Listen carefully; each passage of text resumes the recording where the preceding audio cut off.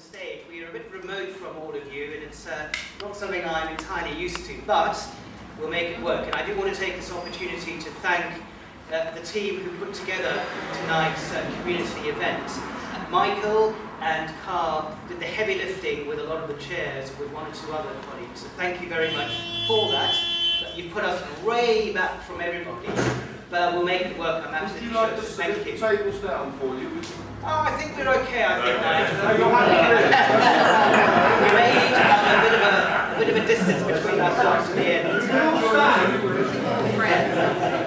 But I do want to thank all of you for joining us this evening. This is an Ottershaw Residents Summit with the emphasis on residents, because tonight it's not about us talking to you, it's about you asking questions, challenging us on a whole range of issues that affect us here in the community of Ottershaw.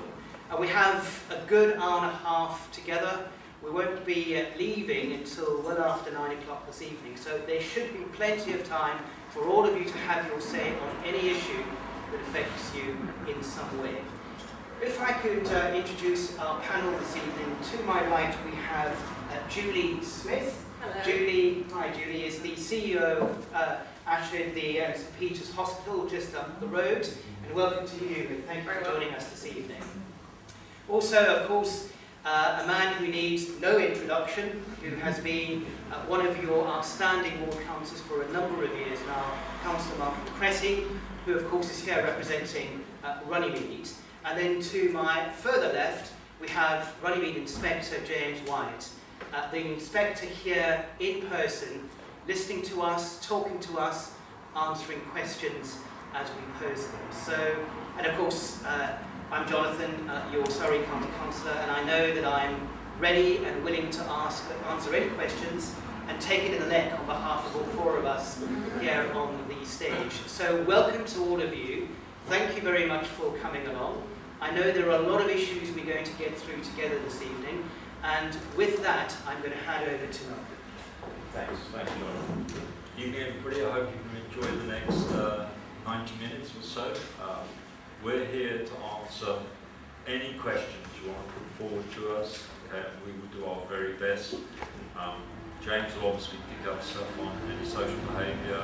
Maybe Carl might put in a few words on stuff that's been going on.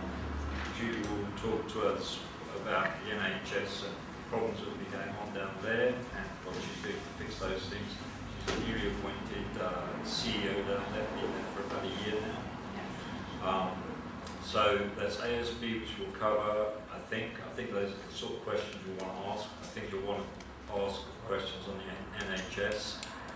I think you probably also want to talk about what's going on with the 320 roundabout and what impact that is having. I think there's some good news there that we can bring forward to you. I think Jonathan is going to talk a little bit about verges. Yes, okay, some of the potholes. Yeah. Do I know about potholes? I did my back in last month going through a pothole. Oh, it still isn't right. We might want to talk a little bit about Ottershaw East, if you feel that's appropriate. I want to introduce Michael. Michael, please stand. Mike is your newly appointed councillor this year, so if you haven't met him before, that's what he looks like. He also happens to be my son. There's no nepotism here, guys. Also, I think John talked about burst water mains, so we'll probably talk a little bit about that. Jonathan will talk a little bit about the speed reduction policy, okay, and Brockhurst. So if there's any other things that you can think of, just put up your hand, and we will take the question down. We can talk about that as well. Okay. Right. Should we get going? Right, I think what we'll do is we'll start with Julie, and Julie, are you happy to say a few words about what you do and the fact that you're here this evening with us, and then let's certainly concentrate on questions to Julie on NHS matters. Just before we start, can I just say the aircon's pretty noisy across here. So if you could raise the level of noise that dust goes to, would be good. When you say next, you mean the outside? Okay, so I'm Judy Smith. I am the Chief Executive of Ashford and St Peter's Hospital, your local hospital. Particularly challenged at the moment for the burst water main. That was quite tricky getting into work this morning for patients and staff, but anyway, hopefully that will be solved in short order. So I'm the Chief Executive. What does the Chief Executive do? Well, effectively I'm the boss of the hospital, and I have an executive team and a group of non-executive directors that run the hospital. Executives execute the hospital, so run the hospital. Non-executive directors hold the executives to account.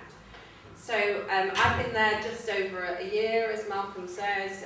I'm really proud to be leading Ashford and St Peter's Hospital. I'm a radiographer by background. I've worked in acute hospitals for about 38 years. So Ashford and St Peter's, as you know, the two hospitals integrated in 1998. So about 25 years ago now, so getting on for a really good relationship. We've also got working community hospital, which is a really strong offering as well, and we've just been commissioned to build a community diagnostic hub at the working hospital. There's a really strong push from the government that we should make diagnostics accessible to the public. And why do you need to come to an acute hospital if you need an X-ray or an ultrasound or a CT or an MR scan? So there's lots of work that we're doing around that.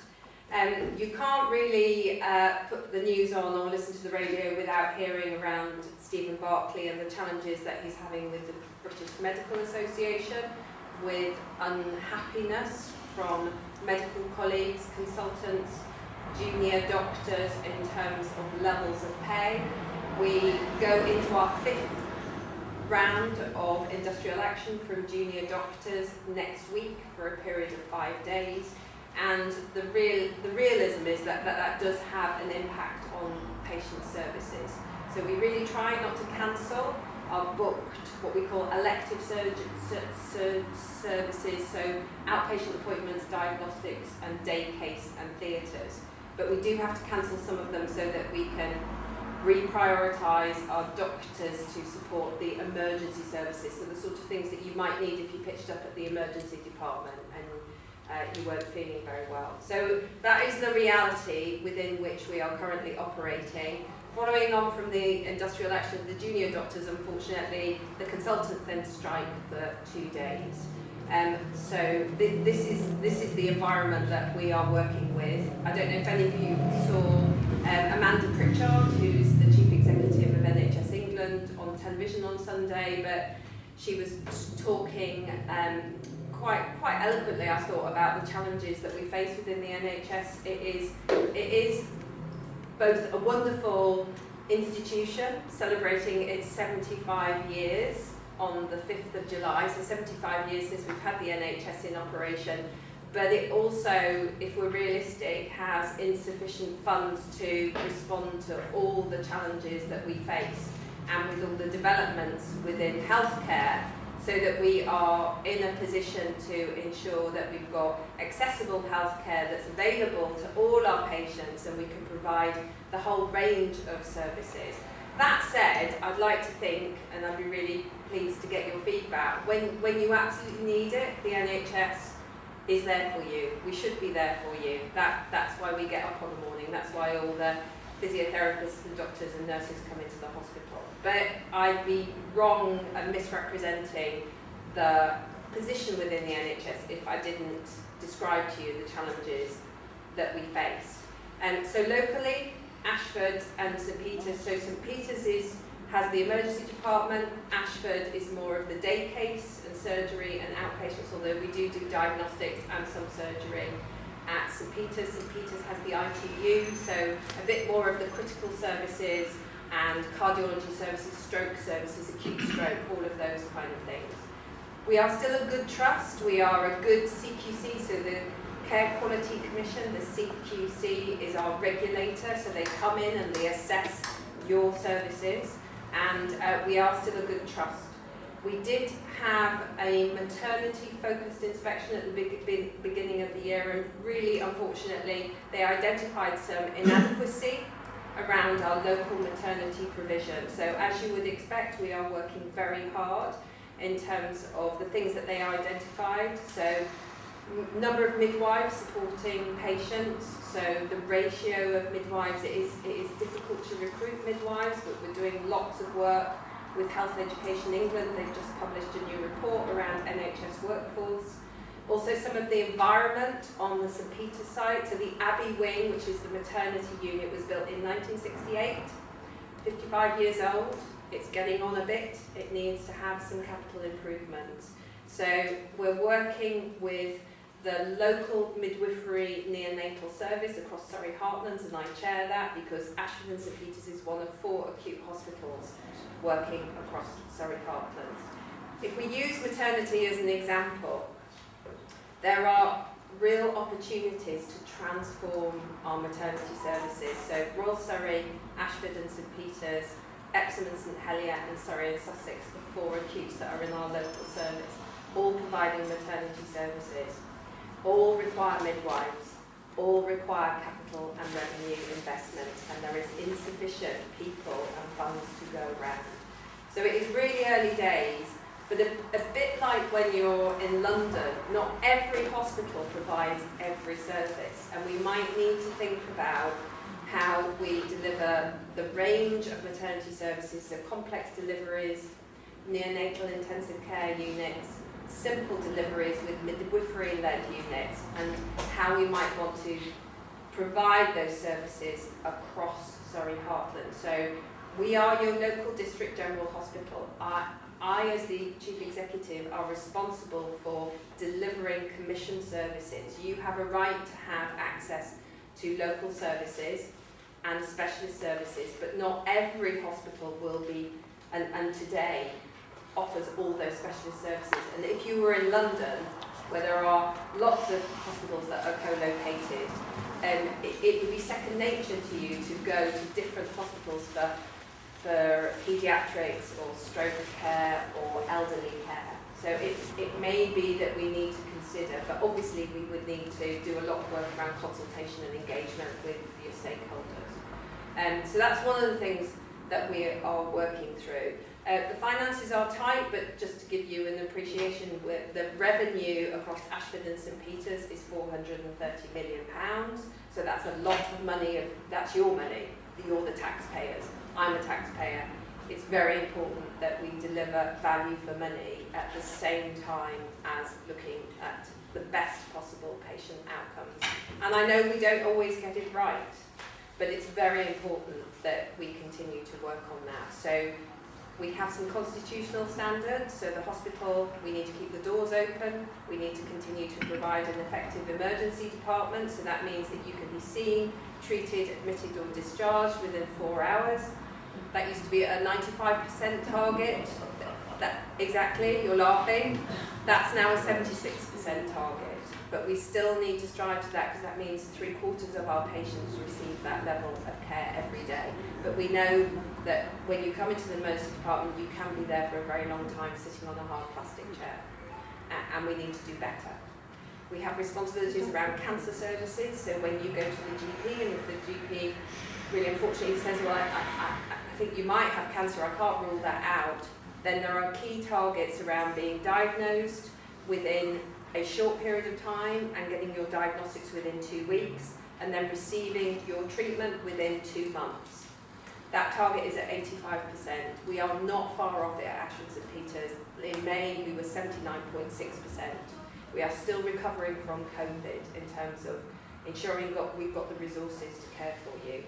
And referral to treat is the non-cancer services that we are commissioned to provide. Those are the hip replacements, the knee replacements. I've got a hernia, I need an operation. I absolutely recognise there's a big backlog around that. We're working with NHS England. We've been commissioned to the tune of £10 million to build some additional day case facilities and theatres and diagnostics at the Ashford site because that doesn't have an emergency department. And where possible, if we can separate emergency activity and emergency department from your scheduled activity, there's much less chance that you'll be cancelled if you're in a booked appointment. Because come winter, those emergency patients fill all the beds.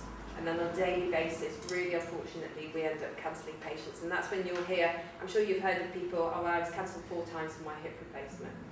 So if we can build that ring-fence protected capacity at Ashford, I know Ashford wouldn't necessarily be everyone's first choice, and we need to look at the transport links and how we're supporting patients to get there. But if it means that you get your surgery and we're using the space in the best possible way, going back to our value for money, then it's really important that we do that work. So that's something that we're focusing on.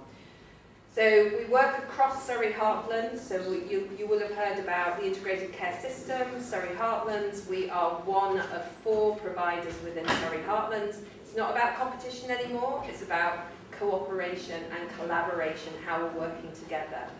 And we also work very closely with Borough Council colleagues and community providers, the hospice, across the North West Surrey Alliance. This is something called PLACE. I mean, in the NHS we love terminology and acronyms and things. PLACE just means that we're working alongside other providers, ensuring that the acute hospital isn't an island. Patients, you don't just access secondary care, hospital care. You go and see a GP. You have, I'm sure we'll be talking about other challenges around where you're living, how children go to school, how we can access all of those things and put them all together, because we know that the determinants of health aren't based just on where you access your healthcare, but how we live our lives, how we exercise, how we eat, how we care for each other, what our community is doing. So it's really important that Ashford and St Peter's plays its part in that community, and that is a lot of the work that we are doing with North West Surrey Alliance.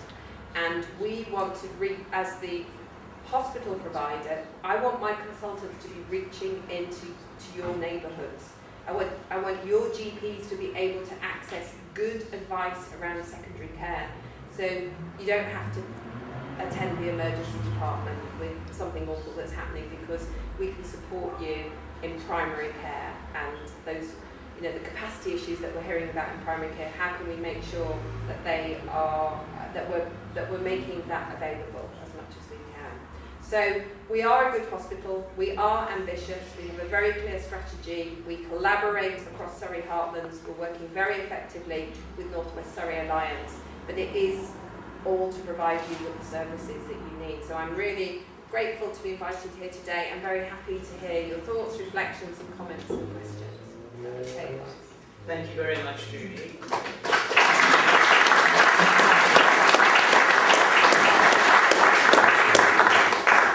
Right, yes. Malcolm's got the first question for Judy. I got the first question. Okay, just to kick things off. So, I think there's some good news on the side of long stays in hospital. I don't want to call it bed blocking, but I think it's the only term that I really understand. How's it looking at Ashford and St Peter's with the bed blocking situation?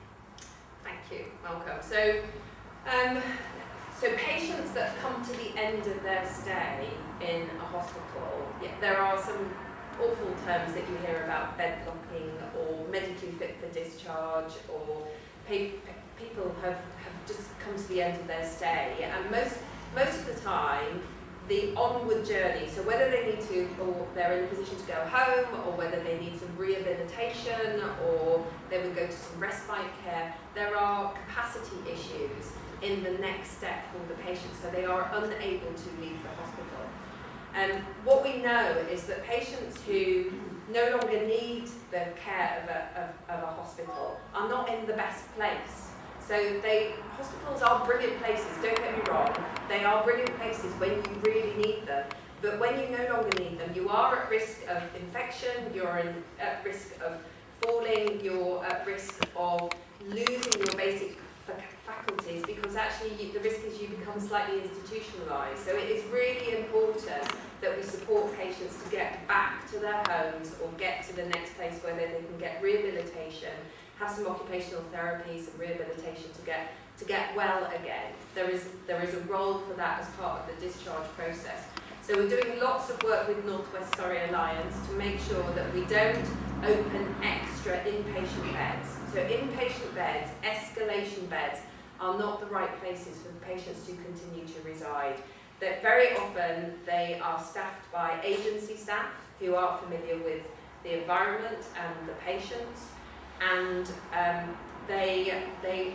it's not optimum care, and also it costs the taxpayer a huge amount of money. The most expensive part of the health service is inpatient stays.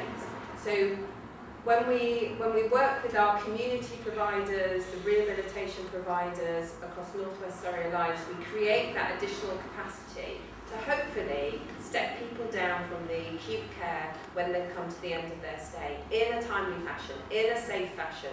So we do know that we sometimes we get it wrong, and discharges are rushed and people go back home and they haven't got the basic requirements in place. But we work very closely with the voluntary sector. Sometimes people just need someone to be available to put the kettle on, get some bread and some milk in to support a patient's discharge. So by doing that, we've been able to close down a lot of the long stay inpatient capacity across St Peters and Ashford. What we used to do was that we would discharge patients from St Peters to Ashford Hospital to continue to reside in an inpatient setting, which was absolutely the worst thing to do because people aren't getting any occupational therapy, they're not getting any rehabilitation. So we work very hard to create the additional capacity. We work very closely with Jack Wagstaff at North West Surrey Alliance, who's the Chief Operating Officer.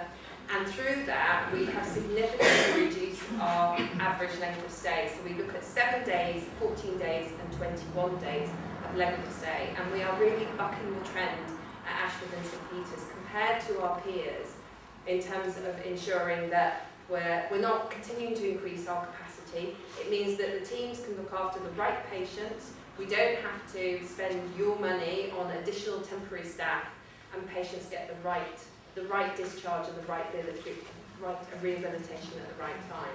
Some of the work that we're doing at the front door is that we're really trying to promote something called SDEC, which is same-day emergency care, which means that wherever possible, I'm sure you don't want to be admitted into an inpatient bed, I certainly wouldn't want to be. Wherever possible, can you be cared for through an ambulatory pathway? So you can be seen by a clinician, you can get your drugs, you can come back to a hot clinic, which means that you come back maybe the next day or in a couple of days' time. But effectively, we support you by you staying in your own home. So if we do that, we don't even get an inpatient admission. So that's having a big impact as well. Thank you. Any other questions for Julie? Right, I've got John at the front and then the gentleman at the back. One back. John, you first. Yeah, my question is, what's happening with the Weybridge Walking Centre? Because that fire took place many years ago and we still haven't got it rebuilt. That's a very good question. I think the conversations are still happening. I don't think we've really landed on the preferred model for that. And I know my colleague Jack Wagstaff, as part of North West Surrey Alliance, is actively involved in those conversations. So I don't think we've landed the preferred model. I know that seems like a very long period of time, but conversations are still ongoing. And it's the nature of, is it GP or is it a sort of outreach facility, and just working through the scope of that at the moment. Because it used to relieve St Peters, because you had eye facilities there. You had an X-ray department. So no, it's instead of going to St Peters, you could go to Weybridge. And that's exactly in line with what we're trying to do, sort of reaching out wherever possible, building the Woking Community Diagnostic Unit. So I'm sure there will be something there in the fullness of time, and I apologise it's taking such a long length of time. I mean, if we get your details, I can find out from Jack the timescale and what the key options are, and we can feed that back to you. Thank you. Thank you. I've got your number, Jack. So, right, the gentleman far at the back. Over to you. Thank you. I've had a few dramas the last 12 months. I managed to dislocate my shoulder. I got a snap on the end for a deductive concussion. So I've been up to St Peters a few times, and I have to say the National Health Service absolutely was there. It was brilliant. I couldn't fault the doctors and nurses, but treatment, the scan, everything else was fantastic. So well done for that. Has to be a but, isn't it? Yeah. The but was the admin around it all. Letters telling me to cancel appointments and reappointment in the same envelope, to attend clinics a month after time I should have been there. And even between departments in these nasty injuries, the next department and the first department referred me, I did it myself. So if you have a problem with admin, that's brilliant, well done. Well, thank you very much for your first comment. That's really brilliant to hear, and that is what we absolutely want, that at the point of need, it's there for you. We do have a problem with admin. So over a year ago, May, actually just before the week that I arrived, we launched a new electronic patient record system, which is an EPR, a system called Cerner. So it's just one of a number of NHS patient management systems. And then it means, so it's really positive because it means that we're moving patient records from paper charts and paper records into a digital record, so there's one version of the truth. However, and that creates the letters and the administration. However, there are lots of glitches and issues in it that I must apologise for. So effectively, when we went live, a lot of the information that went into Cerner, the system, was incorrect. Say, for instance, we had some patients, some doctors who retired, and their names weren't taken out, so all their names went in. So the detail in terms of appointments and the accuracy and the various specialties all working together isn't quite where it needs to be. So I apologise for that, and there's definitely work that we need to do. So we've put this programme in place called Surrey Safe Care in support of improving and optimising the Cerner system, and that work is very live today. But if we get feedback from any patients in terms of those letters, we've got some brilliant volunteers that work at St Peter's, and Peter is one of the volunteers, and he got a really complicated letter that told him all sorts of things that were incorrect. So we use that as an example. So I'm really sorry, it's not what we should be doing, but we do have an admin problem that we know about and we're working through. Thank you, Grant. Thank you very much. Right, we'll take one more and then we'll move on to other topics. So I think we'll go to that side of the room. I saw, yes, the lady that, yes, over to you. I'm actually here for Ottershaw Surgery. I'm part of the Cambridge Primary Care Network. I'm on the social side, if you like. I know you've got a community day this Saturday. Will there be an opportunity at the community day to see a bit of what you're talking about in action? Yes, thank you. Yes, we have a community open day at the St Peter's site this Saturday, 10 till 3. And we are opening up our services. We've got a brilliant tour round so you can go and see the services. So examples of diagnostics, examples of inpatient areas, theatres as well. We've got lots of stalls. We've got North West Surrey Alliance colleagues in supporting us. We've got the fire service. I think we've got the police actually for some reason. We've got CCAM, the ambulance service in as well. There is 70% chance of rain, so what could you do that is more interesting on a Saturday other than come to St Peter's? No, do please come and ask your questions. And we are a foundation trust. You are our members, so it's your hospital. So come and see your hospital and tell us what we're doing well and tell us what we could do better. Right, thank you very much, Julian. Thank you, Pippa. Now, I know I said that was the last question, but Carl, at the back, you have put your hand up, and you are a fantastic local councillor.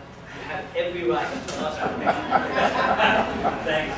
I just want to know, with your community day, it wasn't advertised because I haven't seen anything, and if you can, please send a link to us so we can put it on the community Facebook groups around here just to notify people. That would be great.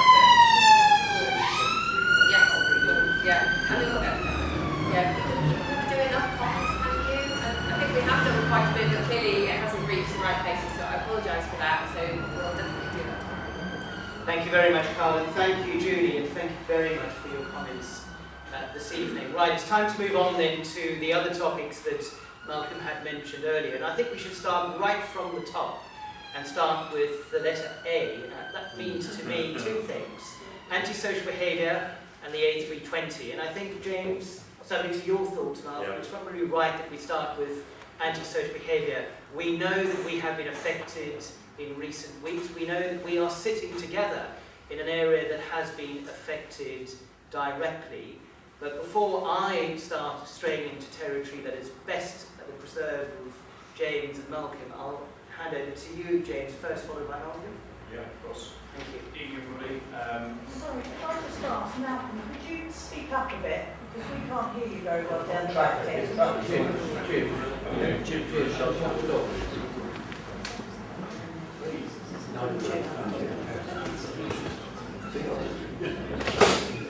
Thanks.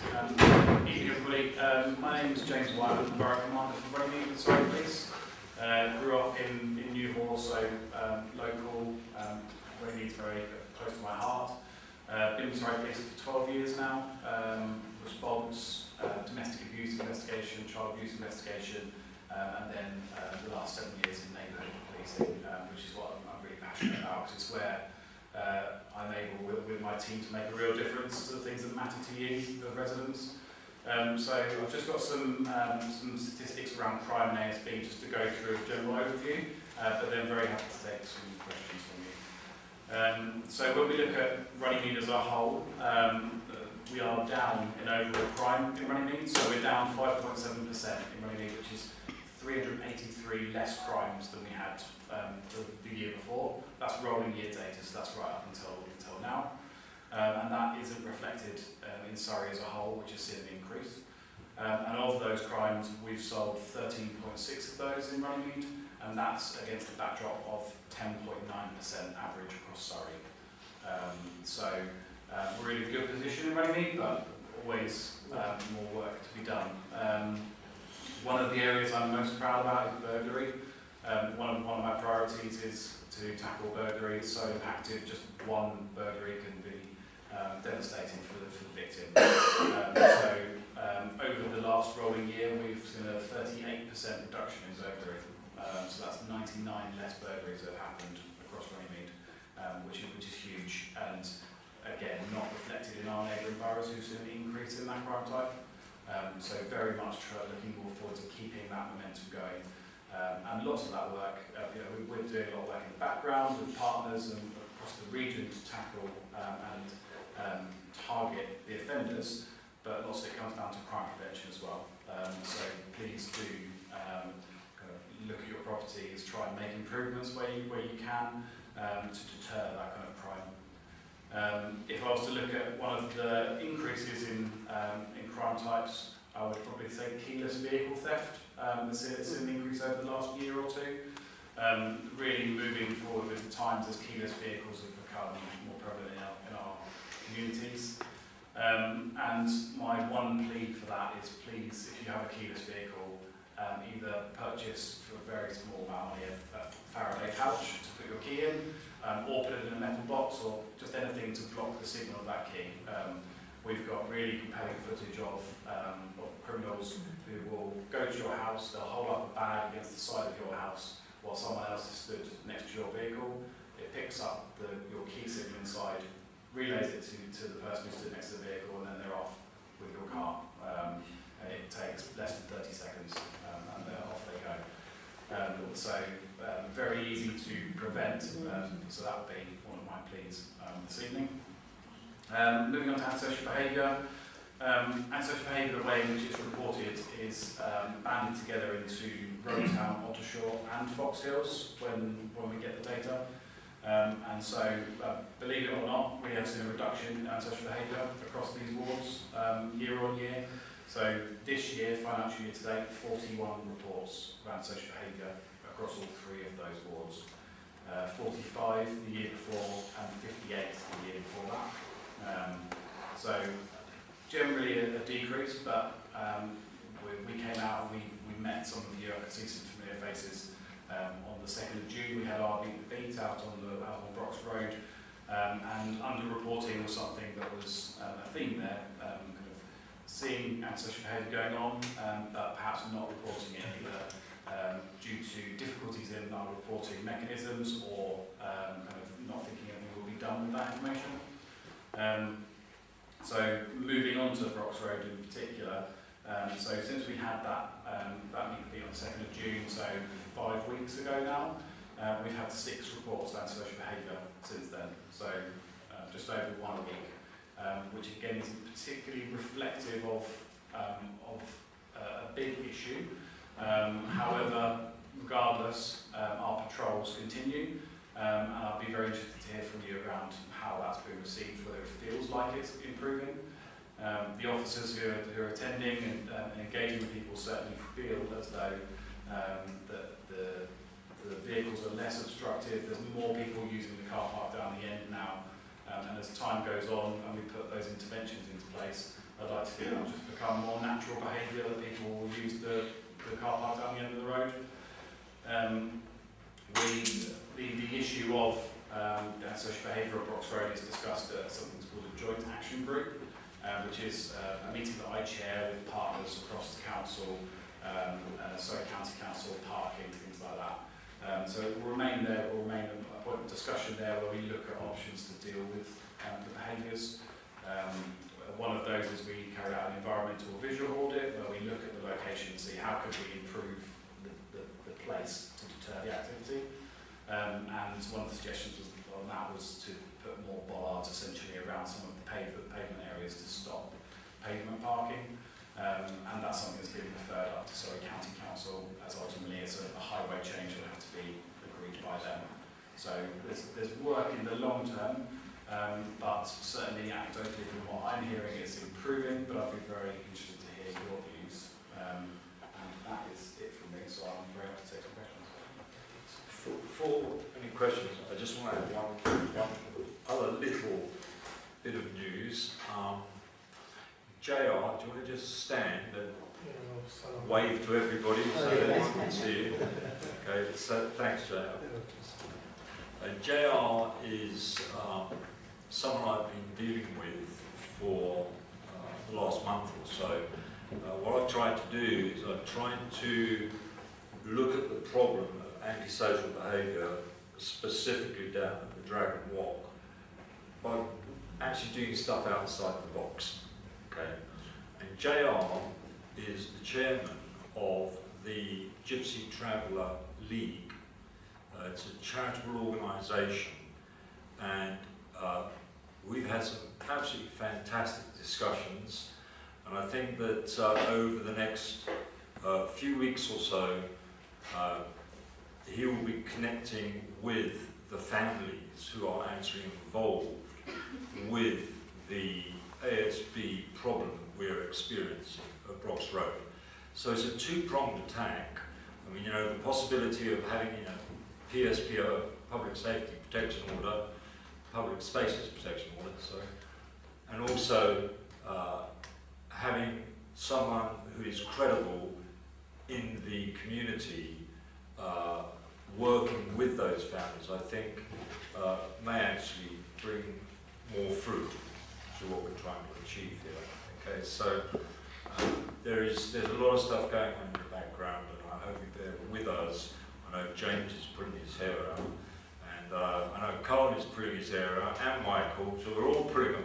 And you've got no hair. No, I would if I could. But yeah, it's just been one of these things which has been going on forever. So we're looking at doing, perhaps looking at it from a different point of view. Okay. Oh, that's very good. I think that deserves a round of applause. I think.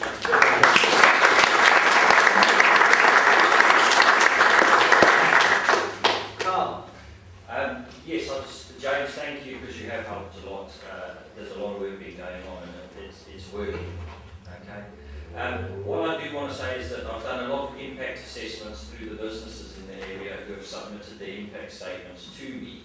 If there are any members of the public that need an impact statement that they'd like to fill in, or anyone's been affected, please get hold of me. I can send the forms to you, you can fill them in and get them back to me, so I can submit them back to the council and to the community safety officers.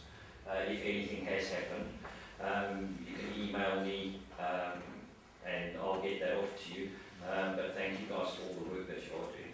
Cole, do you want to perhaps explain what that impact statement is? It's just an impact statement. It goes through things that you may have experienced with ASB in the area. You don't have to put your name to it, it can be anonymous. It's been adjusted. It's generally used from a business perspective and businesses that are affected in the area, but it has been adjusted to work for the community and for individuals. But like I say, if you want me to send it to you, I can. You can have a look at it. You don't have to fill it in, but if you do want to, then just get it back to me and I can forward it on to you. Will that include people that live down Stonehill Road? Yes, anybody Because they're all Ottershaw. Yeah, no, that's fine. That's fine. There's a big problem down there. Yeah. It's basically, because it's businesses that have filled in the form, what is actually happening is the guys are saying, well, actually you've lost 20% of our revenue. Now that's a massive impact. You know, if you've got a shop and you've lost 20% of your revenue because of ASB, that needs to be evidenced, okay? And that form is evidence, okay? And that's what is important. And we can then move things forward once we've got proper amount of evidence. I think that's the best way to say it. Yeah, we need evidence to support getting PSPOs or any of these other things in the community. And we need evidence for it. If there isn't enough evidence, like James says, if people aren't reporting any ASB and there's no evidence for it, they can't assign resources to do things, to sort things out. So if community aren't reporting it, I mean, a lot of people send me emails, but that isn't reporting it to the police that need a record of it. So if anything does happen, it's okay to email me as well, but please, if anything happens, just report it to the police. They can have evidence of it, there's a record of it, and the more evidence they have, the more resources they can put towards dealing with our problem. Yeah, it's probably a good moment to discuss how to report as well. There can be frustrations with calling 101 and having to wait on the end of the phone. So there's a few different ways. Obviously, if it's an emergency, 999. 101 is available if you'd rather talk to somebody. However, if you go onto our website, you can do an online form in your own time. But you can also do a live chat on our website and our social media pages where you'll go into a back and forth conversation with the same person who would have answered the call, and they'll take your details in a back and forth web chat much quicker. So if you feel able to use that, then that's much more efficient. I encourage that. Which website? You can either go to our website, surrey.police.uk, or if you're on social media, then it's Runnymede, and then you can just message us back and forth from there. Right, yes. Yeah, as for the burglary, 2 weeks ago, I went for a mental health documentary. I came home at 1 o'clock, me, my wife and kids. I was asleep. People broke into my house, took my car, took my jewellery, took my kids' belongings. Rang the police also. Took me maybe 6 or 7 hours for them to come to my house. Due to me being who I am, I was able to get myself straight away back. So I was emotional at that time, to be fair. So, which I believe it never happened to me, or anyone belonged to me, but it happened. So, for everyone here, it can happen anyone. That's what it's saying here, it can happen anyone. Thank you for the experience. Thank you. Right, who else would like to ask a question of Malcolm, or indeed James, or a comment in terms of the work that they're doing? Yes. Yeah, can I just ask if there are any kind of patrols that go around the obvious places that have problems from time to time, like the parks, for instance? We've lived next door to Ottershaw Parks, Memorial Park, for 20 years plus now.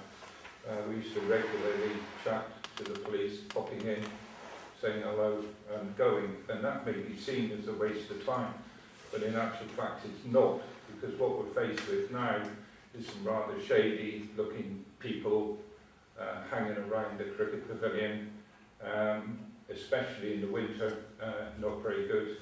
We did have some kind of incident in the park a few months ago, and we saw 4 patrol cars, blue lights flashing. I'm not sure what that was all about. There was nothing going on by the time we reached them. But it's good to see the police actually proactively going around places which attract kind of problems. And although that might not come to anything on a day-to-day basis, it keeps those kind of problems of drug dealing and people of that nature from being able to stay all night, sometimes late into the night and early morning, from frequenting these areas where people want to go and walk their dogs at various times, and do what parks are for, kind of thing. Yeah, absolutely. Yeah, community engagement, just being out there and visible is very important. So we do have dedicated antisocial behaviour patrols. They cover the whole of Runnymede, so you can imagine there's lots of pockets of issues that they have to cover, and that's where it comes from. Unfortunately, and something I might say a lot tonight is reporting, because that vehicle will generally target the places where we're being told there are problems, because there's only 5 hour resources and we have to direct them where we know the issues are going on. So if you see stuff you're concerned about, it's antisocial, tell us about it. Local officers will read all of those reports and formulate their patrols for that day, and that's how we'll kind of get to know where the problem issues are. But mentioning it tonight, I can take it back to the team, and they can certainly look at that as well. I'd like to add something else to that, a similar theme. About 2 years ago, I was sitting, I have a role as the watch administrator for Runnymede, so neighbourhood watch. And what we do is, I was sitting down with the chairman, having a glass of vino, as you do on a Sunday afternoon, and we were chatting about the neighbourhood watch organisation generally and its sustainability. And basically, we came to the conclusion that most of the people in Neighbourhood Watch, particularly the people who were the chairpersons of their particular watches, were old. And to find somebody to replace those people was almost impossible. So, after having another glass of vino, we figured out what we wanted to do was set up a project, which was, we would include police, so we included James, we included Surrey Police, we included Runnymede Borough Council, we included Royal Holloway University, and I think there's another couple of others, okay, the Police and Crime Commission, that's right. And so we got them to stump up 12 grand, so that we could then do a project run professionally by Royal Holloway to identify how those types of organisations, Neighbourhood Watch, can be more sustainable, and how can we get more people involved in those causes. Okay, now we've gone through the first part, and the information has all been gathered. The next step is to analyse that information, and once we understand that analysis, we should be in a position to actually come up with some firm recommendations on the way forward. So I hope that to be able to report back to you in a year's time maybe, which says this is the way forward to, for the community to be working together. This is the model for the community to be working together in order to reduce antisocial behaviour and other crimes. Okay. Thank you. Any other questions or comments on matters relating to crime or antisocial behaviour? Yes, in front there. Yes. Me? Yes, please. It's very refreshing to hear what you're doing and working with the local traveller community, gypsy community, but I know that a lot of antisocial behaviour that we have in this village are not perpetrators that live locally. I've had some instances and I've spoken to them myself, they're not local. So how do you manage that? How you're not engaging with the locals? They don't care, they don't live here. They come here, use the facilities that we know, and then they're off. So how do you stop that? Because I think that is a huge problem. Well, that is a great question which JR will be looking at. I think it's called family name, and I've got the biggest name out there in the travelling community. Sorry, say that again, Jim? I have the biggest family name out there in the travelling community, so I'm sure they're not going to want to be here to be clever. In the same way that it's become well known place to come out Chinese. Those connections go further than local. But the reach will also go further than local, I would expect. I'm sure just putting my name towards it would do a lot of benefits. Fingers crossed. Fingers, more than fingers crossed, everything crossed. Fingers, toes, all the rest of it. Right, thank you very much. Drew, you have a question. Just a quick one then. So, I'm hearing that the community has got to get more involved in reporting. I'm hearing that ASB is getting worse. I see it. I know it's getting worse. The gentleman who spoke about the park, I've seen that. It's not a safe place to go anymore. I'm not reporting it. I go down there, maybe I avoid going near them because I feel intimidated, but I certainly don't bring 101 or anything to report it. And I hear others say that that didn't used to happen because there were officers there, visible, patrolling, leaning over the garden gate, chatting with people. That has either stopped or is so, you mentioned a vehicle with community people in. We used to surely have 1 or 2 assigned to Ottershaw who would walk around and be a deterrent. It's the deterrent side of things that's missing. And those perpetrators don't know how many times we've phoned up 101 or to whatever, but they do know that there's a patrol coming, there's bound to be a patrol coming because it always happens on a Tuesday or Wednesday or something. I don't understand. Surrey Police have got more officers now than ever before, and yet we see less on the streets than ever before. So and we've got more SB than ever before. So there's this a formula there that needs to be broken. There's a pattern there that needs to be broken, I think. Yeah. We need to see more blue, but I was going to say blue faces, but not quite blue faces. Yeah, no, and I completely take your point, and I can take away that kind of the feeling that you're not seeing those patrols from this meeting.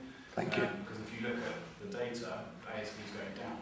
And if you look at surveys that we do of residents, they describe seeing us more in the last year than they did before. So it's that's not reflective. That's the whole borough. So if there's a particular issue we're identifying here, then we can certainly look at that, because the patrols can also increase a feeling of safety. So, for example, a group of youth sat in the park might not be doing anything wrong. They might be loud, but that's not antisocial in itself, and therefore I wouldn't expect you to report that. But if you'd seen an officer walking past, that would have made you feel safer, despite what behaviours are going on. But I'll absolutely speak to the team who patrol Ottershaw and feed that back to them. Thank you.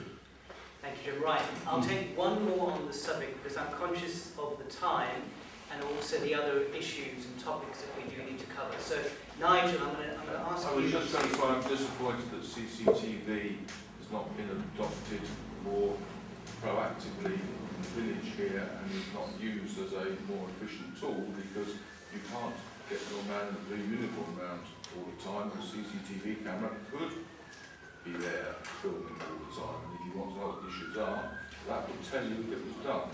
So I know you've raised that issue and it never seems to go anywhere, and I wonder what your view was on that. Yeah, of course, so CCTV is really valuable. Unfortunately, it's not something that's controlled by police. It's Safe Runnymede, which is connected to Runnymede Borough Council, who manage the CCTV cameras here. There is one up on the junction with Miller and Carter, just over the road. That is due to be moved into a better location when the works are done on the roundabout here, so it'll be a better place to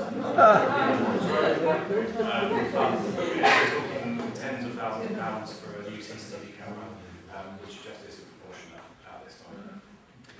Right, thank you very much. Do you want one Just last word from you on this? do you know the percentage of travellers that antisocial behaviour in this borough?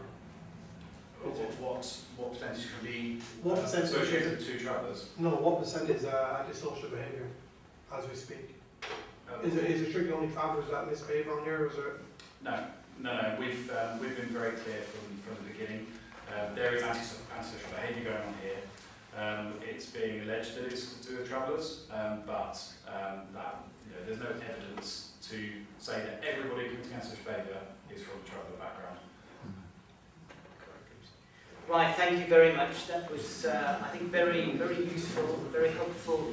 And Carl, thank you for those practical steps that we need to be taking to Can help I just you make report.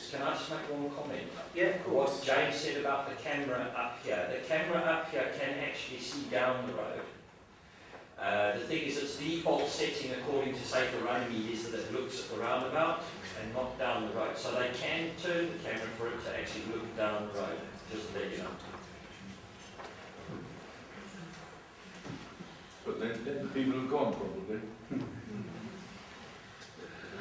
Are you ready to move on? Right, let's move on then, I think, to some of the other topics of the night.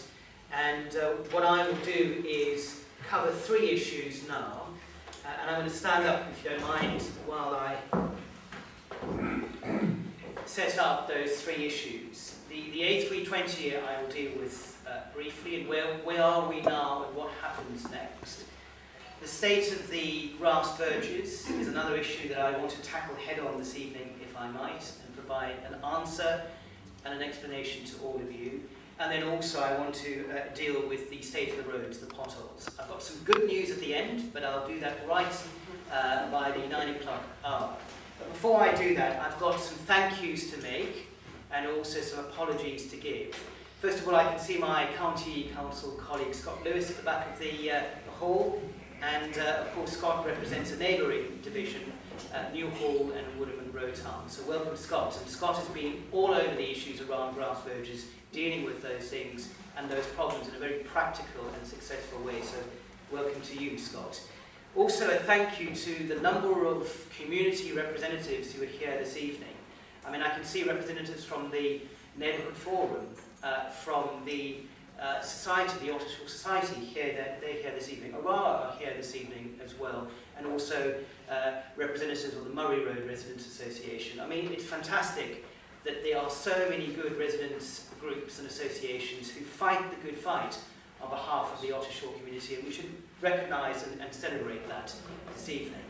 It's also right that the work of our 3 borough councillors, Carl in the corner there, and Michael, who's new, and of course Malcolm, they are very effective, they are very visible, and we work very closely with them, Scott and I, and it's absolutely right that we cross the party divide to get things done on behalf of the community, and that should always be the way, in my view.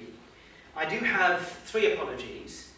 Ben Spencer, our local MP, would love to be here this evening, but has sent his apologies. He's up at Westminster. There's a certain asylum bill that's going back and forth that you might have heard about, and he's in the middle of dealing with that.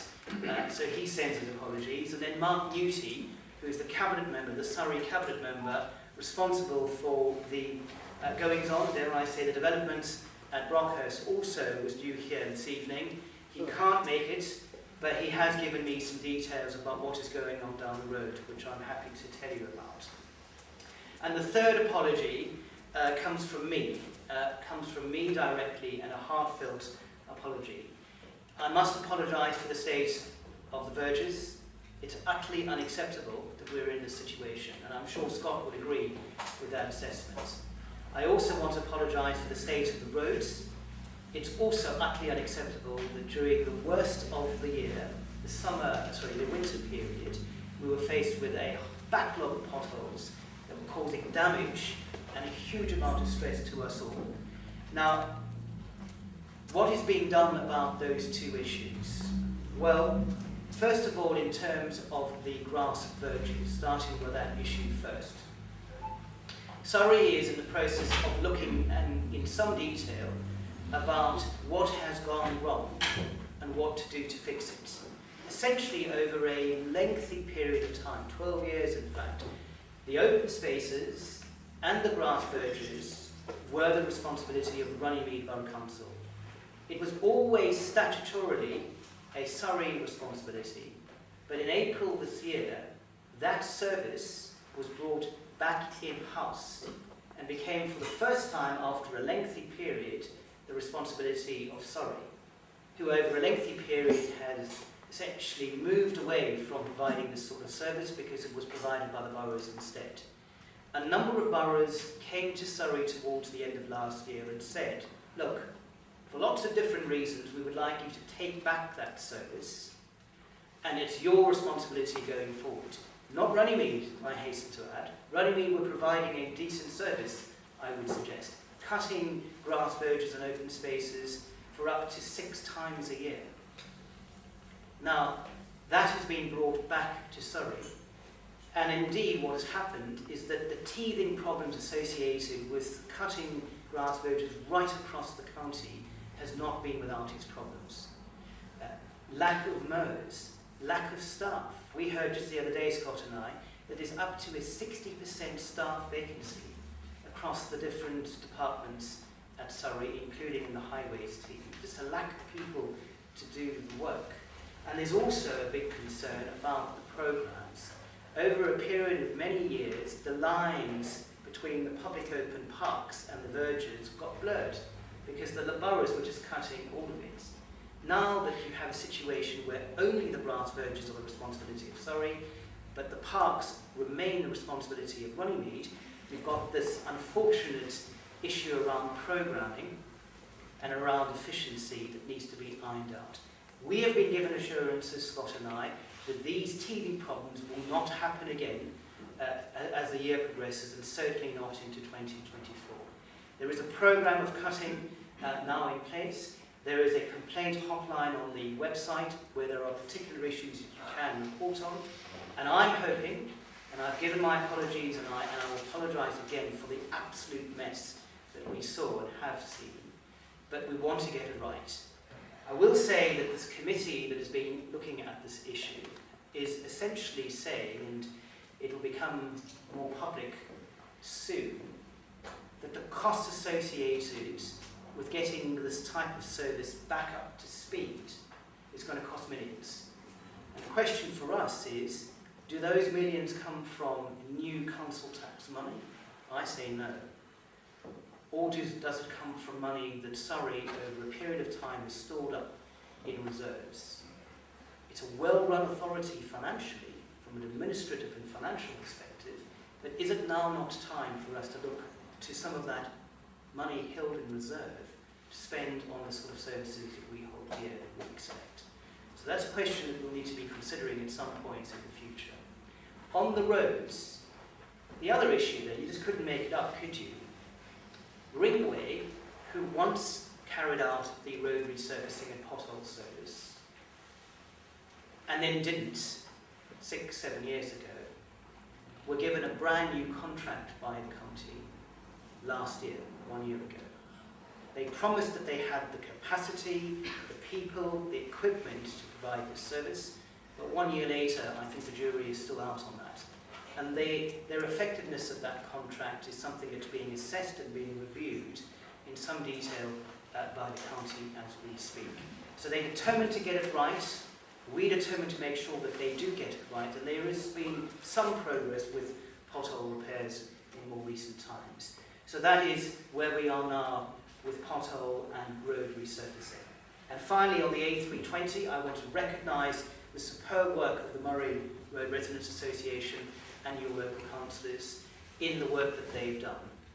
The situation generally is that there is no progress on this as we speak. Last July, a Surrey Planning Committee decided in its wisdom to grant permission, but subject to strict planning conditions. This is a permission for a roundabout. And those planning conditions were varied and quite wide-ranging, but centred also in tree preservation. So that resulted essentially in a requirement on the part of the technicians. These are these technicians who are responsible for delivering this project at county, to find a solution to ensuring that the arms of the new roundabout, as the traffic moved out of the roundabout, was constructed in such a way as to protect and preserve some of those mature trees. And of course, how to deal with that issue is something that they are still struggling with as we speak. They have promised further public consultation. They have promised further engagement with us on landscaping and other matters. That's still to come. It will come, but just not yet. So it is a watch the space situation with the roundabout. And so in summary, an apology from me. There's a way forward in respect of the grass verges and the roundabout, and there's a way forward with the road resurfacing. Thank you. I might just want to add a few words on the A320. First off, thanks to Mick, Suz and Bob.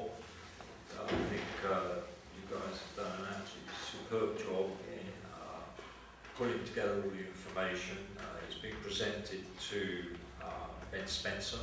So Ben Spencer is, I can't say he's totally on site. What I can say is I believe he is totally on site, okay, because that's where I think he is.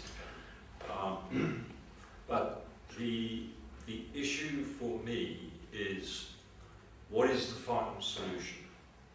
And the final solution for the Ottershaw roundabout, and I want Nick and Suds to hear it loud and clear, is very much the solution that you came up with, okay? And that's what we're fighting for. Jonathan and I together are fighting for that solution. Anything less will not do. Okay, so thank you for all your hard work. That's brilliant.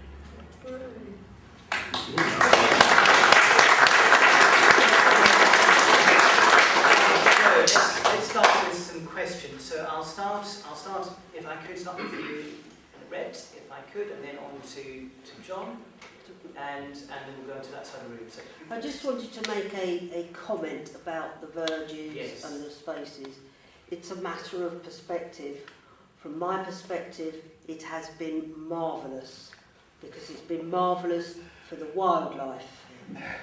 So I know there's got to be a fairly tidy look, but I beg that when this is done, it is not just brutally all slashed down. I know no mow May is gone, but it's actually been wonderful to see wildflowers, things growing. The wildlife has benefited, and I believe that that benefits us. So please, with care, no bloody strimmers.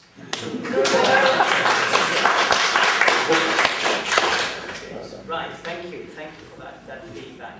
Right, the gentleman there at the back, sorry, first John, the gentleman at the back, and then Scott. There's a number of points. Potholes. Down Brocks Road, I think there's about 4 or 5 potholes. Surrey Council's filled them about 3 times, and then within a month the potholes are back done.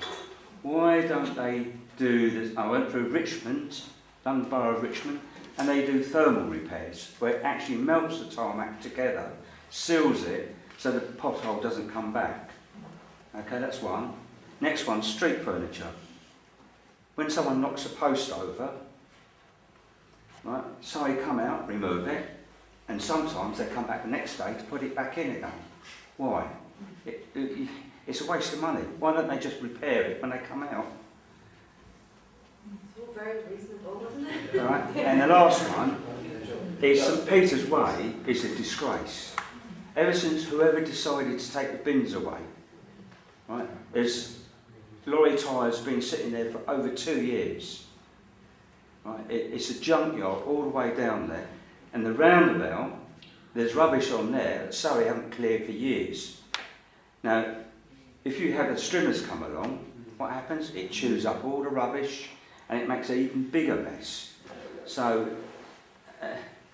I don't know whose responsibility, because it seems to be a duck shop between Runnymede and Surrey, who owns St Peter's Way. Anyway, end of rant. His responsibility. Right, so thank you, John. I'll come back. I'm making a list of the gentleman at the far end, followed by Scott. Thank you. I live in a close which has got a green in the middle of it, about 50 foot wide, 200 foot long, but it's been, I believe, classified as a verge. So we've only just had our second cut, which was more of a mull, broke down trees, which we planted there. You know, it's just like, it's a total nightmare. Why is our green now classed as a verge and we're getting 2 cuts a year? And we've had to buy a lawnmower and try to get people to go out so the kids can play on our green. It's not a verge. Who classifies what's a verge and what's a green? Which is the, if I could ask, the close? Sister Glen. Senior. Glen Close. Yeah. I know exactly. Just all good. Yeah, oh, yes. Right, Scott, over to you and then the gentleman. I'll just be brief. And to answer the lady's question about the wildflowers, it's 100% correct. Actually, we've had a lot of good feedback actually when there was a delay in cutting from a lot of residents that loved it. I have promoted within Surrey and Runnymede last week that actually both councils introduced no mow May going forward no matter what. And it's going to be taken forward to committee level. They'll still introduce it for areas where there are safety requirements, yeah? In addition, I don't know if anybody knows, there is also the Blue campaign that's going in Surrey where residents can nominate areas where they quite like wildness. They might be in the middle of a park, you might want a section that actually is left growing because it's nice to sit there and watch the wildflowers grow. I've had it on Waterloo. Jonathan can push you towards that white page in Surrey, and I'll do a bit of promotion on it very, very shortly. So I just want to put that up. One of the things I want to add about the verge is that we picked up that Jonathan might mention, which actually puts it in perspective. When Runnymede had the contract, it was subbed out to subcontractors. What has come to light recently, they actually had a member of staff that used to go round and fix the stuff the contracts didn't do. That information is the stuff that hasn't been fed back to Surrey. So when our contracts gone out and they've not been done, maybe there's a little thin verge that's not got cut because the Runnymede guys went up the stream, that hasn't been fed back to the Surrey contractors. So what we need all our residents to do is that when you see that a little verge has not been cut, not only log it with Surrey, but tell us, then what we do is we feed it back to the contractors. Say, look guys, this was done X, Y, and Z, we need a strimmer out there or a smaller tractor. And we can then work with the contractors to get it right. By working together, we've got a far better good chance of actually getting the verges back on pretty shorter rather than longer. So we do need all that information. Thank you. How are we going to pass that information on? How are we going to pass that information on?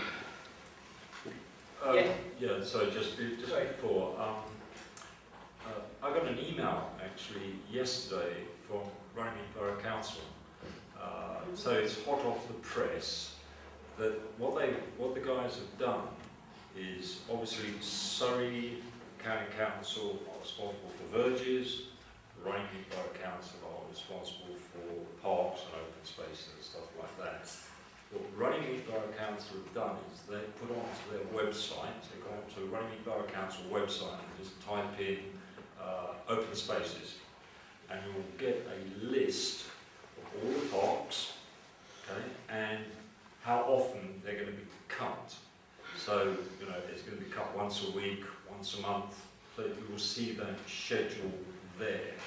Okay, so it's open to everyone to see, and if you don't think it's enough, then there's a little thing at the bottom there you can click on to say this should be done 3 times, or maybe Glen Close. Why isn't Glen Close on the park open space thing? Okay, so just do that. Thank you, Malcolm. Right, gentleman at the front. Yeah, just echoing this bird and bee stuff. I'm sure you may be aware of it. I'm not too sure whether it comes up before RBC or Surrey. But Mr. Spencer was down at Hare Hill Open Space a few weeks back, and it's highly likely that Hare Hill Open Space will be designated a local nature reserve. And my request is that if you guys are either on the committee or not, then you should support Mr. Spencer or Dr. Spencer with that thing, because there are volunteers that go up there every Sunday, and I think they got the Runnymede award this year as well. And the people that go up there every Sunday and clear it out for people that go out. So if that comes up before any of the committees that you're on, support for a local nature reserve. Yeah, that's a great idea.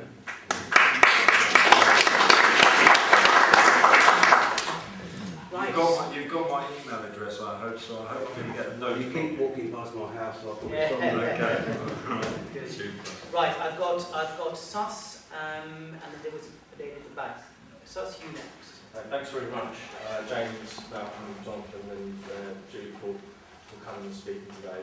I've listened very carefully in terms of what's been discussed in social behaviour, verges and whatnot, and we've worked very hard and closely with yourselves to ensure that we protect our village against the A320 works. The HIS scheme was worth £41.8 million, and about £11 million is apportioned to the A320 works.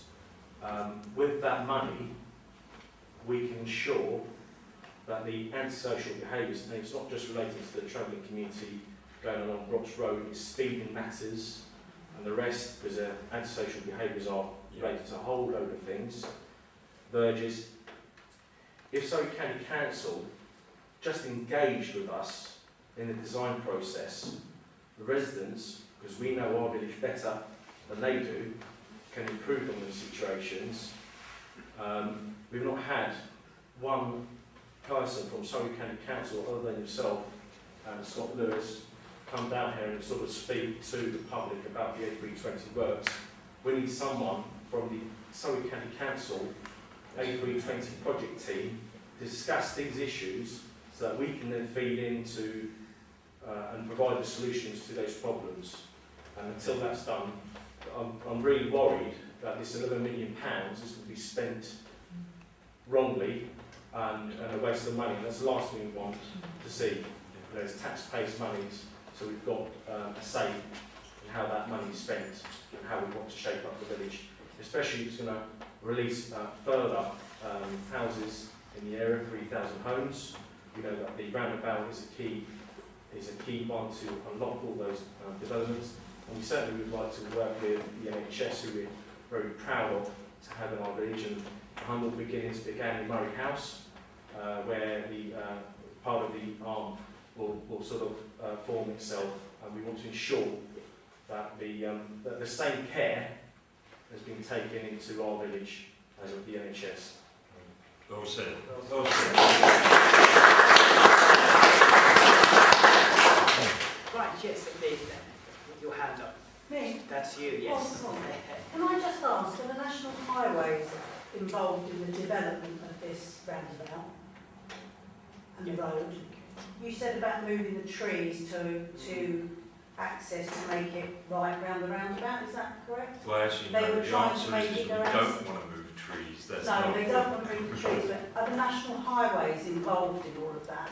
Yes, they were consulted, They were so consulted. they have been involved at the periphery over a number of years. But as Malcolm said, the key issue is that when planning was granted by the Surrey Planning Committee last year, it was granted subject to a number of planning conditions, quite tight ones, quite, dare I say, quite difficult conditions for the design team to comply with, including, for example, the preservation of some tall oak trees down Murray Road or near Murray Road. Now, the situation is how to deliver one arm of the new roundabout whilst protecting and preserving those trees. And they are tree preservation orders, essentially. It's a tree protection order, or root protection order more specifically, that is referenced in the conditions. So it has to be complied with. How to do it is how to square the circle, which is currently something that those designers that Sus mentioned are trying to work through at the moment. Well, I just wanted to say, the reason I brought this up is I work at Wisley Gardens. Yes. Have you seen the mess that's been made and the trees that have been cut down? And everybody fought that for years. They've just run roughshod over it. We've actually got to take more trees down because they've now become unstable because of all the work that they've done. It's absolutely causing chaos there. And I would trust them as far as I could throw them. I just feel that everybody's trying to ruin our village. I've lived in this village for 27 years, and we've moved into the village from Stonehill Road, and we've lived here 6 years, and ever since we've lived here it's like they want to build houses. We moved to be nearer a community, and it's almost like you're trying to take it away from us. I feel really strongly about this. I think it's disgraceful, to be honest. Sorry.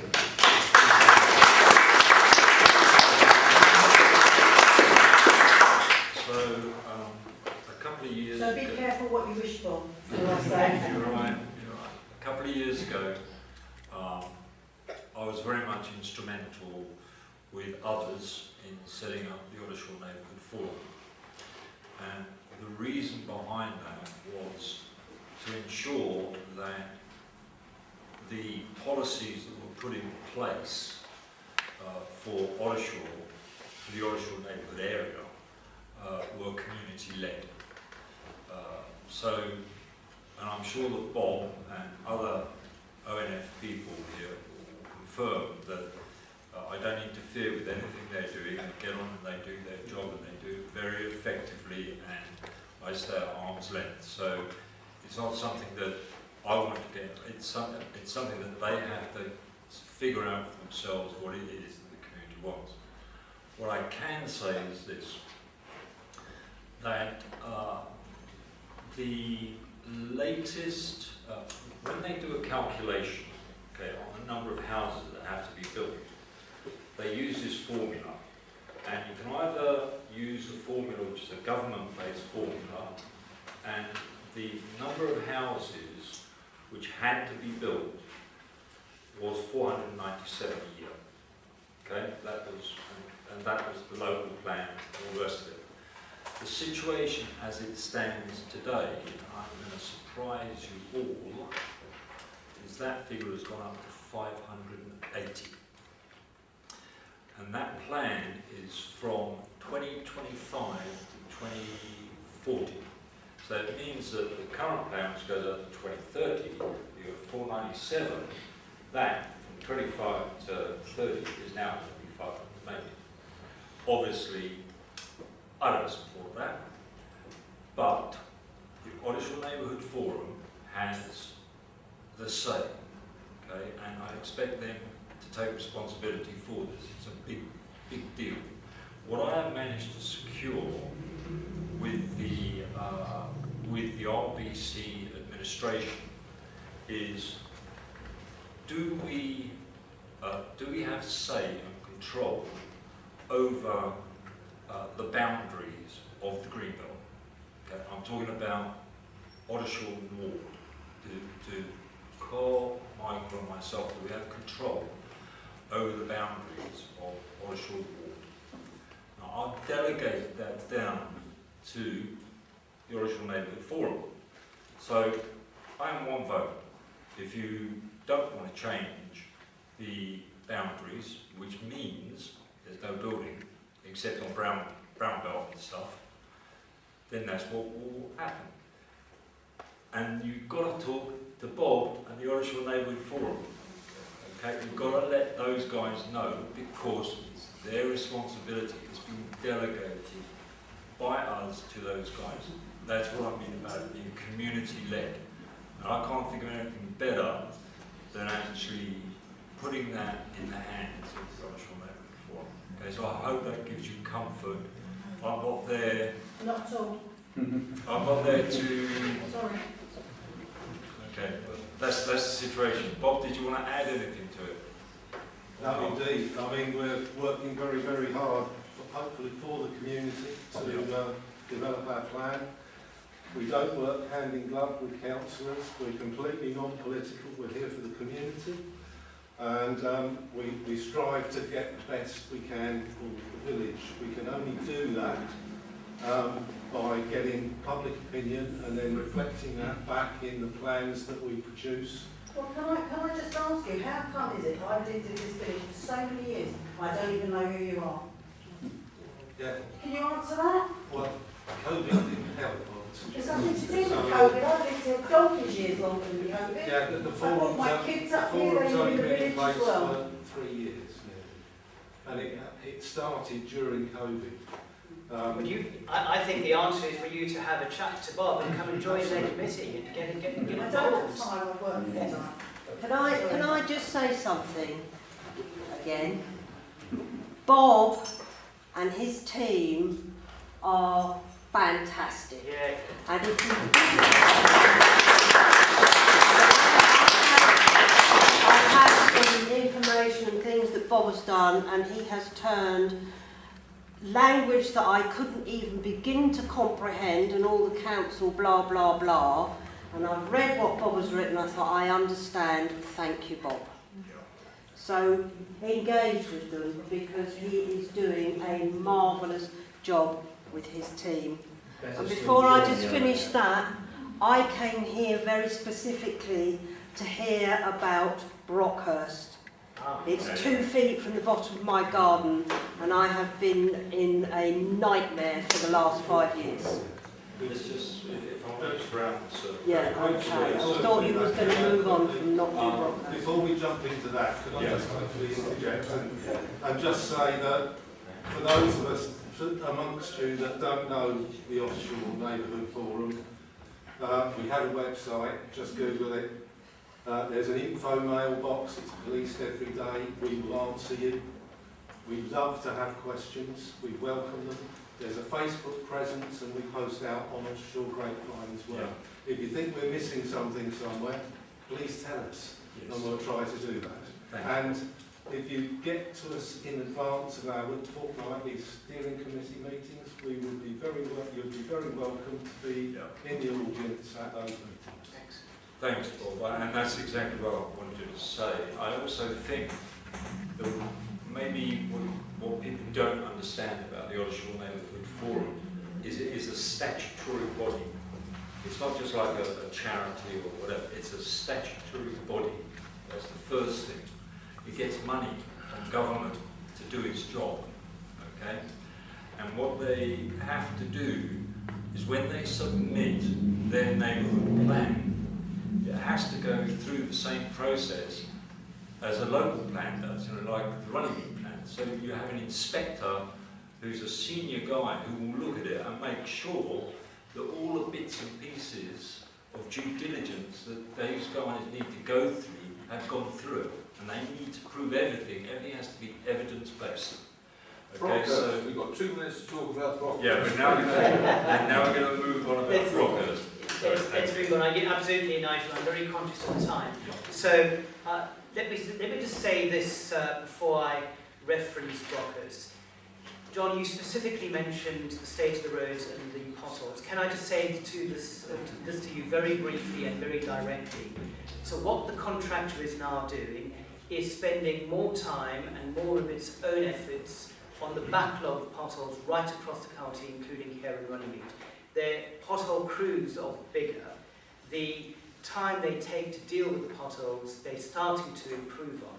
And most importantly of all, they're having to deal with a backlog that includes all of these utility companies that cut up our roads and then leave again. 60,000 interventions, utility company interventions, across our roads in Surrey in 1 year. 30,000 of them are emergency, like we just see up the road, where the Surrey County Council team have no control whatsoever when they move in, what they do, how long they take, what they leave behind. So, colleagues on this table, Scott, we spend so much of our time and effort applying the pressure on these people, these utility companies, to do the job as quickly as they can and move off, but to leave the job done properly. And that's something that we're working very hard to deliver on. On Brockhurst, hot off the press, the outline planning application. Now, this is an application for permission to develop an extra care scheme on that site is being considered by the Surrey Planning Department. I want to emphasise it's not going to be a care home. The outline planning application is to build 50 individual units, affordable units, and it's extra care accommodation. So it's independent living, but with support being provided to those residents. We are nowhere near planning being given. Bob and the team have been absolutely brilliant at working through the details of that outline planning application and asking very detailed questions on the number of units, on the height of the building, on the design of the building, on the impact on local roads and traffic. All of those things are still being considered by the Surrey planning team. But the basic premise remains, and that is it's extra care accommodation, not a home, but individual units that is expected to be delivered. I wish I could give you a timeline for what happens next, but what I can tell you is that public consultation will happen when the planning, when the outline planning application is considered by the planning team, and they need to come back to us for further public engagement. That will happen, and as soon as I know more, I will let you know more. But that is where we are with Brockos. It's in the pipeline, it is happening, but no specific timeline. 20 parking spaces for 50 flats and carers is patently ludicrous, and they just say they can do what they want to do, and they will carry on doing that. They've ignored it so far, and I suspect that's what will happen long term. So that's, if you could get them to listen and talk to us, because once they put those plans in, you know, they get accepted, and it's down the route. That's the way it goes, because they...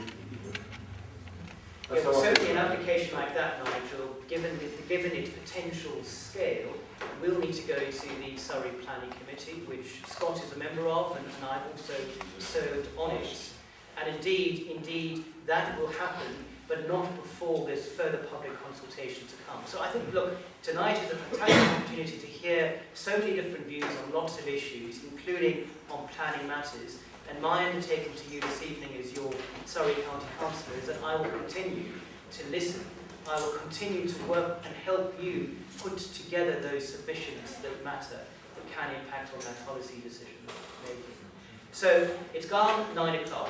I'd like to thank all of you. Yes, there's a lady there. Let's take your question and then we'll wrap up.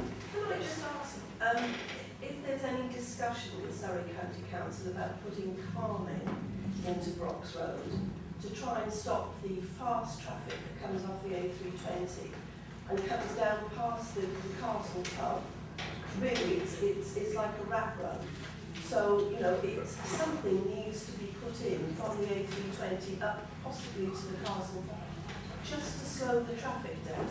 And also, what's going to happen when the A320 work starts to police the traffic that comes through Brox Road. Today was a perfect example. The road was closed and it was manic all day, right from the A320 up to... we couldn't get in and out of our driveways. Our next door neighbour couldn't go and collect her children. You know, it's got to be policed, and that's what's to be done by... Scott, do you want to respond as you remember the planning committee? So when this came up at the planning meeting, because they don't consider the rat run, we found the way that we dealt with it is that we placed a condition on the planning application, including the one that went up in June this year around now, that they have to consult with local ward councillors reference rat runs. Because we well aware know that Brox, Roadtown will all be used as rat runs, and there isn't the traffic calming measures in place enough to deal with the capacity going down there. So by placing those conditions in place, is that during the A320 work, they are obliged to consult with myself and Jonathan about these sort of issues. And the idea is that the idea is that hopefully that if we see an issue, we can steer funding, to try and alleviate the issues, not just for the A320 work, but also hopefully be there long term, which we know has also been asked for in certain areas. Brox has been asked for ages, and I've been asked for in Roadtown Hill. So we have put extra work in place to stop that and try and make it more. It's also worth pointing out that at this juncture that what Surrey is considering is a brand new speeding reduction policy. I mentioned this at the beginning of the meeting. Now, this is a policy that steers towards speed reduction right across the county, including and specifically in urban areas and in also town centres, where it's being proposed that it's a 20-mile speed limit by default in those two areas. Now, that's not without its controversy, and it's not without its enforcement obligations and, dare I say, requirements that the police might have something to say about. But the direction of travel, excuse the pun, is to see our road speed reduced in our urban and town centres, and potentially looking at speed limits of 20. Now that might not deal specifically with your particular question around Brox Road. Hopefully Scott has given you some comfort. But ultimately, if we are going to build anything on the A320, and it's a big if, I'm afraid, it really is given all the silence that we have on this topic at the moment. We will be in a position whereby traffic mitigation and traffic mitigation plans will have to come forward, because that is a condition of the planning granted last year. So there are lots of different things that are going. Carl, do you want to? Yes, I'd just like to let the lady know, we do have, it's actually Bob, myself, Jim, John Gurney, who actually have a highways group that we put together. We've identified lots of issues along Brox Road, within the village, all around us, and we have looked at potential calming measures, and we put maps down. Bob's done a very detailed little map of where we want speed reductions and everything. So we are working in the background to try and identify lots of different things to try and bring traffic calming to the village that we are working on, and we are going to bring that to Jonathan very shortly. Yeah, because I live opposite Jim, and obviously when John was on the council, John tried very hard to get some sort of calming, just to slow that traffic down. Because if you go to walk across the road with your dog at night, it's crazy. It's really quite frightening. I stay just down the road, and it's mad. Okay, guys, it's 9:10,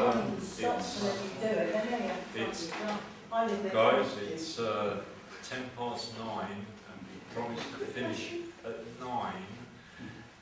So let's call it a day for today. I think it's been a very successful, it's been a very successful day. And what we'll do, we're going to have another one of these. We're going to have another one of these later in the year. Okay, because I can see that there's lots of things to talk about, which is great, and lots of things to update on. So from my side and from Jonathan's side, I'd like to say thank you for being here. I'd also like to say thank you, James, for your time. Really appreciate it. Thank you very much. I have